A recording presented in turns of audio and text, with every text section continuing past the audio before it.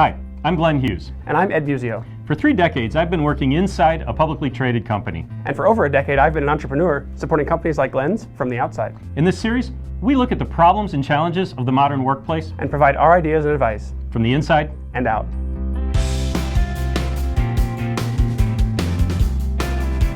Most of us are LinkedIn, but how we're LinkedIn can vary dramatically. So Ed, how do you use LinkedIn? Well, I guess the first easiest answer is the one you'd expect, which is I use it to let people know who I am and what I'm doing. As an external, people are trying to figure me out, and one way they can do that is to search my LinkedIn profile and see my experiences and see who's endorsed me and those kind of things.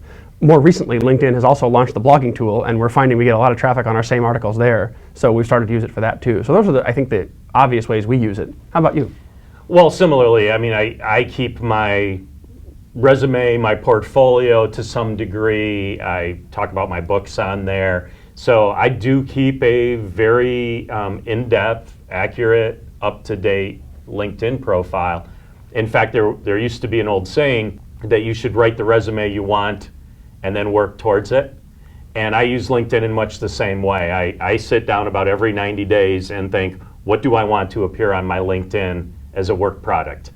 And I actually work towards that outcome so that 6 months from now I can say on there, I'm the author of this new book, or I've completed this new project. So I use it as both an engine to drive my behaviors and to document my successful work. That's funny because I think I would have guessed as an outsider that I'd be more focused on it than you are because of the business development aspect. I don't look at mine more than once a year, I think. Once I have it right, I kind of leave it alone. And I've certainly used it in some of those ways, although I've also had a failure with it, maybe I'll share, which sure. On those same lines, which is I thought I was going to create a LinkedIn group for my first book, which was 4 Secrets to Liking Your Work. And I started one, but what I found was I couldn't grow it fast enough without putting a lot of work into it, and I couldn't see the other end of the work. So I kind of backed off of that. So I think that maybe you have in some ways more ways to use it as an internal than I do. Do you think that's true? Well, you bring up a great question. As an internal employee, what's the value of LinkedIn if you're not looking for a job, right? In fact, LinkedIn was founded to help you move from one job to another. They've changed that model a lot over the past few years. And I point blank to all my colleagues in my company, I tell them, you should have a really robust, well-written LinkedIn profile. That's not a substitute for your internal talent profile.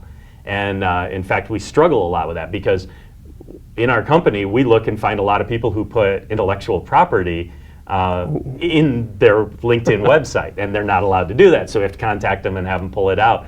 The internal talent profile is where you can talk about the neato whiz-bang widget that you've been working on and all the technology behind it. And that's valuable so that when we want to move you within the company, we know what you're working on. On LinkedIn, you can only say, I worked on a whiz-bang project and delivered it successfully. You know what LinkedIn is, though? It's your external talent profile, yeah. And I mean that in a very specific way that maybe people haven't thought of.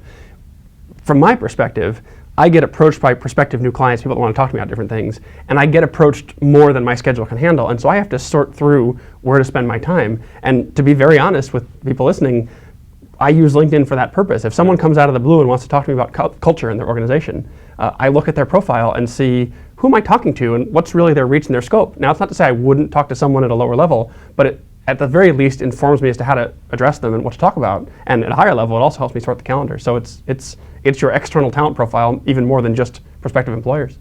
So let's do a quick do's and don'ts. Let's see if we agree on some of these. Okay.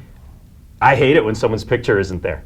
Gotta have a picture. I'm with you. I can't even imagine why people put your picture on there. You gotta put your picture on there. It's insane. It looks like they're hiding something. How about this one? You should have a summary statement that, while it's not salesy, is clear and specific and not too general. Oh my God. There's so much rainbow in the summary statements that it doesn't even make sense to You've me. been reading external profiles, haven't you? Oh my God. And the pictures, by the way, like, we don't want your dog.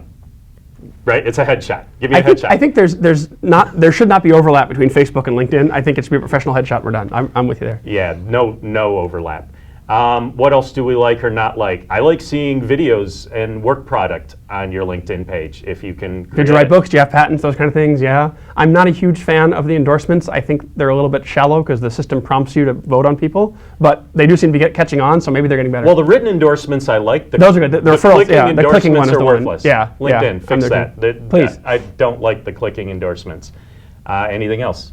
I think just some other general resume specifics, like be specific, be clear, without sharing IP, of course. I don't want games shared. I don't want quizzes shared. Is there Farmville on LinkedIn? There's stuff like that. People are now sending out these quizzes and math puzzles Really? on LinkedIn, and it's craziness. I do surveys. You can hit me with a LinkedIn survey, and I'll answer it. Hit me with a LinkedIn survey. I'll answer it. I think if you're collecting data and doing business work, that makes sense. It's a great forum for hitting your network with those things. Just be careful you don't overwhelm them, because I get hit with a lot of surveys and I don't answer them. So send your surveys to Glenn. So in summary, LinkedIn is your external talent profile. It's not your internal talent profile. It should be taken seriously, used carefully, but it's not your only social network and doesn't solve all your problems.